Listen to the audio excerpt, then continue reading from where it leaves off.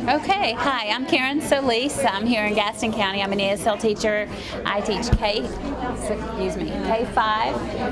elementary. And I'm Michelle Swain. I'm from Terrell County Schools, and for this area, I teach pre-K-5 ESL. Are you primarily ESL teachers for elementary, or what kind of ESL elementary? Okay. Middle school, high school, or world languages? Any? Okay, good. So this will be really good. One of the things that we would like to consider doing is having a network of elementary ESL LinguaFolio participants. So I'm going to check and see if that list will be made available to us. Otherwise, we might pass around a sheet so that we can sign up, because I think it's really important, especially when you're trying something new, to be able to have support and find out what's working, or if you have a question and you just don't know where to go with it or how you can make it happen, to be able to have a network of colleagues to be able to pull from. So what Michelle and I would like to do today is share with you what some of our successes and challenges that we've encountered with the LinguaFolio model. Okay, first of all, let's start with some successes. The I can statements really do make the learner responsible for their learning. It sort of puts the child or the student in the driver's seat, and they own it. They really become more motivated to go further, and I've just seen a lot of positive things with that. They can see more concretely when you're doing your summaries at the end. There's a lot of reflection that goes on with LinguaFolio, where the student is reflecting on how well did they learn that, and they have to gauge themselves on a range. And then you can encourage those conversations, not just with yourself as the teacher or facilitator, but also with their peers, and as they become more 21st century. If you pull up the I can statements for the science, the hurricanes, yes. Okay. This is one of the books that I use in my ESL instruction for helping teach 5th grade students academic science content that they need to pass the EOG for grade 5. We start out with doing the vocabulary, the academic vocabulary, using the Frayer model. We get together in groups, and then each group has a vocabulary word that they're responsible for producing. Then we go into the lesson, which this one was on hurricanes. We go through, we number the paragraphs so we know where to go back and look for the answers as evidence. When we finish the lesson, then I have I can statements that I created based on the ESL standards and using the domains of language, the content standards for their area, and how they use it. So the first thing I did was say I can identify the main idea of the passage. So they need to be able to identify and tell me what this is about. If they can do that, then they give themselves a plus. We read through each statement and they evaluate themselves, plus or minus. I can explain the stages of a hurricane's development in writing. I can answer questions about hurricane's form. I can use context clues to determine word meanings in science content.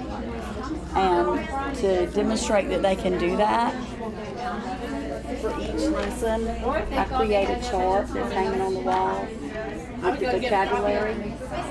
If they're beginners, then I give them 3 choices of a vocabulary word for the statement. We read each statement, and I say, okay, now you decide where you think they go. And then we read back through each statement. Do we need to make any changes? And then they can evaluate themselves on, do they think they can use the content? And the last one, I can explain the difference between a watch and a warning using oral language. So if you can tell me the difference between those two things, then you give yourself a plus. Now, these are I can statements that I created to go along with the content lesson. Now we're going to take a look at the LinguaFolio I can statements.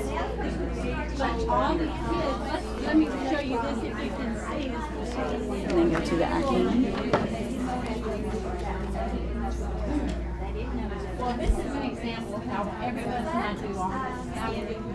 This is my actual language portfolio. I used LinguaFolio with my high school students for 2 years now, and they decided if they were going to target their language in English, then the teacher needed to show her progress in Spanish. So this is my LinguaFolio, and if you'll click on the novice,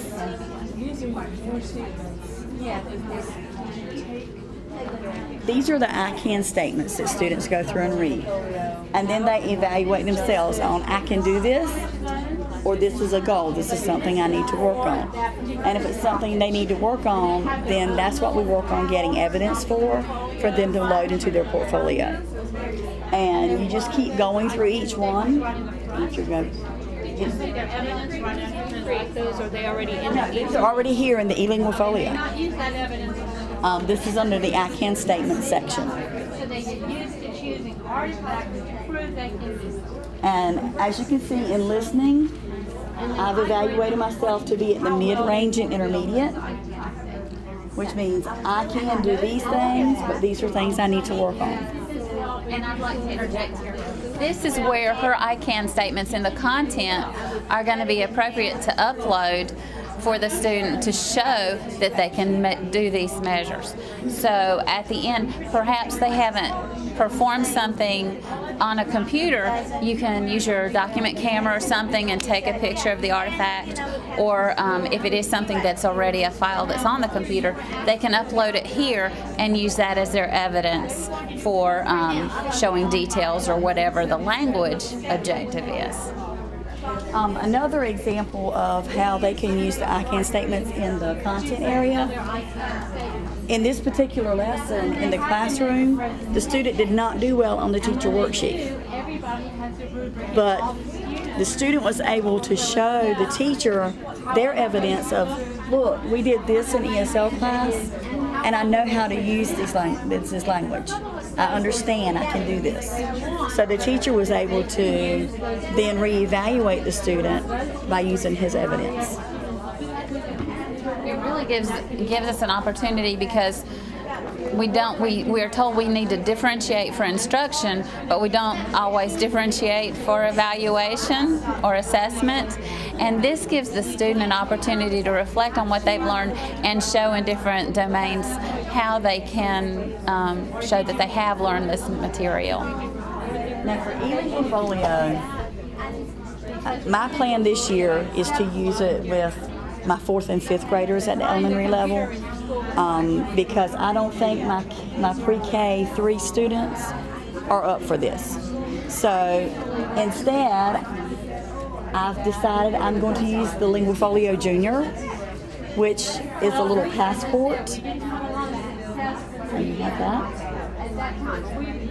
that is already on the DPI site, ready to download and print.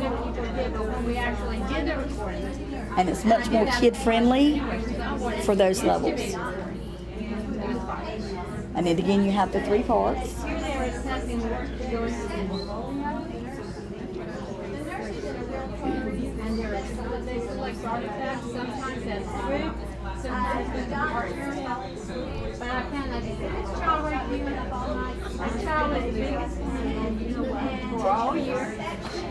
Also a great way to show in your teacher appraisal assessment the ways that you're drawing culture into your classroom, and you're having students reflect on culture and making connections, because the more connections they make, the more they're going to retain in the classroom and in life. So this was the one place where he really shot. He really did well in that. And so I was really glad that I had that one opportunity.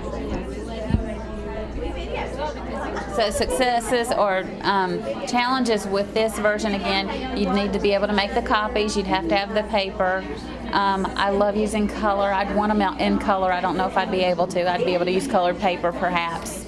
But this would be a very tangible way for the younger K1s and 2s to be able to still participate in this, still have that ownership of their learning and their language, and give them a method of being able to go forward and show their growth and development in their proficiency.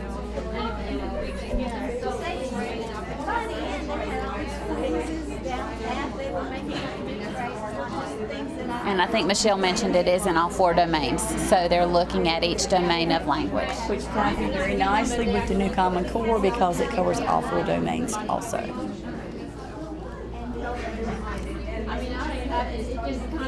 Any questions, thoughts, or comments? Well, I just saw something that says I can greet people, and then it has the date, blah blah.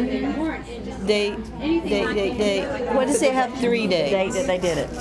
At the end of the lesson, I'll have It has 3 spaces, so it has 3 different times. Right. So sometimes if you've done something the first time, that doesn't mean you've got mastery of it. So it gives them a couple of different opportunities to be able to go back and show that they're consistent. Unless you have it recorded, there's no artifact to say that they can speak 3 sentences, 3 or 4 sentences. So, Well, you could use a tape recorder, or if you've got iPods or iPads or anything in your classroom, you could use right, this. but when you have 130, 100, 200 students, then are you going to put a little cassette in each one of their? You keep a running log. Yeah, that's what I do. I'm saying I see that there's some things that you can't archive that they've done. I can count to 100. I have checklists for my kindergartners what they can do, and I date it and I sign it, and that's their proof because I can't record. We have now 29 kindergartners, so I can't record every one of them as they're saying that, but I'm trying to give proof that they can. A lot of it depends on what access to technology or what access to resources you have, and whether you're in a closet-sized classroom or if you have a larger space. Also, I know last year I could see my K1s and 2s every day, but then my 3, 4s, and 5s were in such a number I couldn't hold them all in my space, so I had to do a Monday, Wednesday, Friday, Tuesday, Thursday. And so what I'm looking at doing this year, though, is having a station where they can record their artifacts and upload their evidence. So they are using the kindergartners are using the eFolio. I'm implementing that this year with this. Yes. It will not be in the fall. We will start with this, but it's basic. And anytime you try something new, get a few components, just to get your feet wet and get comfortable with it. Hopefully we'll have our network building. And I don't know about you, but for me it helps when I can see somebody and how they're implementing it. And I want to be able to have an open door so that if anybody wanted to come in and see how this is working, I think it's great what the state's doing with the modules and giving us an opportunity to go online and be able to look into a teacher's classroom. How is she doing this? What's her comments about it? And I'm really hoping that in this virtual world that we now have access to, that's really going to be a great resource for us. I am recording and letting them record what they say and do. It's just the problem of storing it and where do I put it, because I'm not going to be able to use the LinguaFolio with my kindergartners because we don't have that much technology. And so Maybe a possibility of writing a grant through Donors Choose or something to get some of that technology. but the room to put it in. Well, the technology, if you write it for something small like an iPod, that doesn't take up much room. Another thing I've done with the I can statements is had just a piece of construction paper, a large piece of construction paper, and I've written I can name all my colors, or I can write my first and last name, and then when the kids can do that, they go up and they write their name on it, and then I've got a quick look at who can do what, and then the kids, they can't wait to be able to do it because they want to be able to write their name up there too. So. And don't start on a big scale. I mean, pick a class or pick a grade, depending on how many students you have, and start small. Because if you try to do everybody all at once, you're going to get overwhelmed. Would you recommend using the junior? If that happened, I I think it depends on your proficiency levels, and it depends on the maturity level of your kids. You've got to look and see, because I've got a young group of third graders that I think I could do this with. I know my fourth and fifth graders can well handle the more advanced version of LinguaFolio. So I'm going to probably do the junior version with my K1s, 2s, and 3s. But you just got to know your kids and know what's going to work best for them.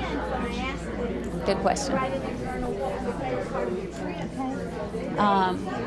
Okay, let's look. What else do we have?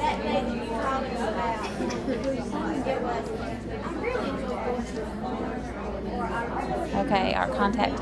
I believe you have our contact information already in your paper or on your paper.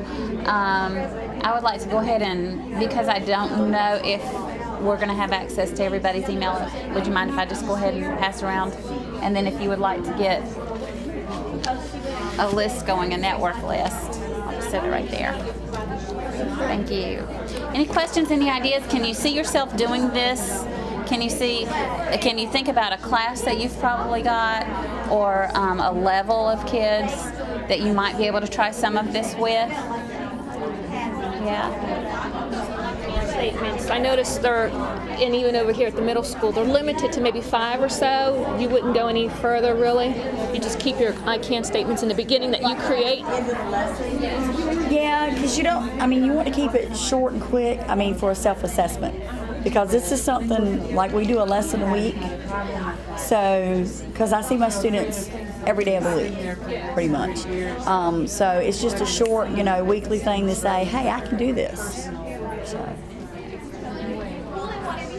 With the amount of content they're covering and being able to network with the classroom teachers, you want to be able to keep that language going. You want to keep exposing them to that content, vocabulary. They're behind on vocabulary anyway, so you want to really increase their vocabulary as quickly as possible. Let them use it in context, and use the small groups, have them collaborate to be able to build that level of vocabulary. We